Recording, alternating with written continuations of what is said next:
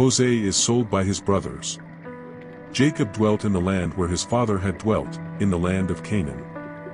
This is the history of Jacob's family.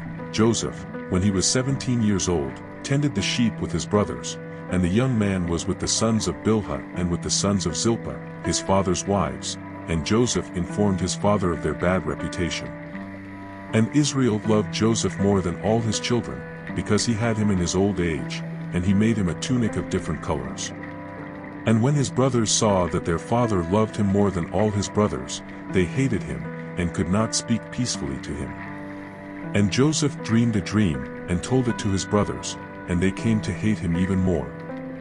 And he said to them, "Hear now this dream that I have dreamed. Behold, we were tying bundles in the middle of the field, and behold, my bundle stood upright and stood straight, and your bundles stood around and bowed down to mine." His brothers answered him, "Will you reign over us, or will you rule over us?" And they hated him even more because of his dreams and his words. He dreamed yet another dream, and told it to his brothers, saying, "Behold, I have dreamed another dream, and behold, the sun and the moon and 11 stars bowed down to me." And he told it to his father and his brothers, and his father rebuked him, and said to him, "What dream is this that you dreamed? Will I and your mother and your brothers come and bow down to the ground before you?" And his brothers envied him, but his father meditated on this.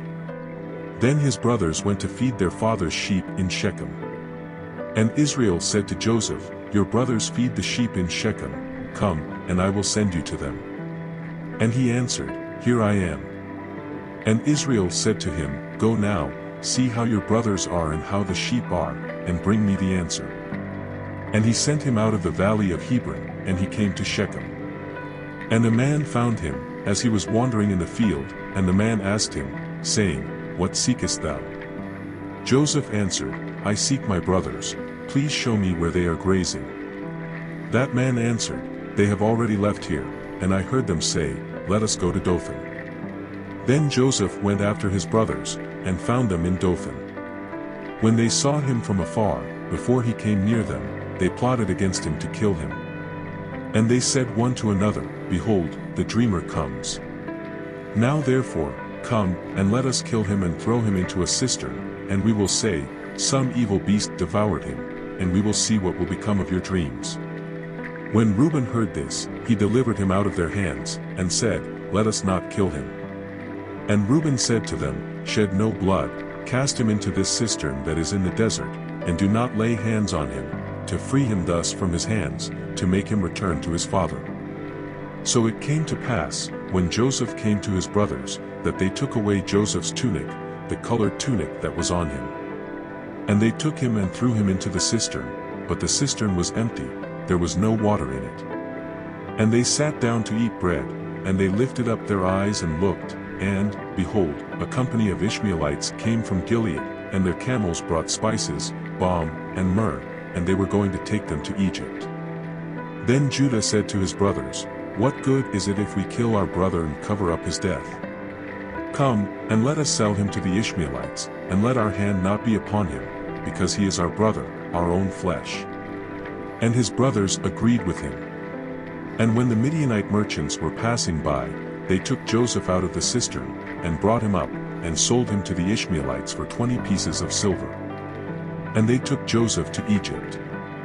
Then Reuben returned to the cistern, and did not find Joseph inside, and tore his clothes.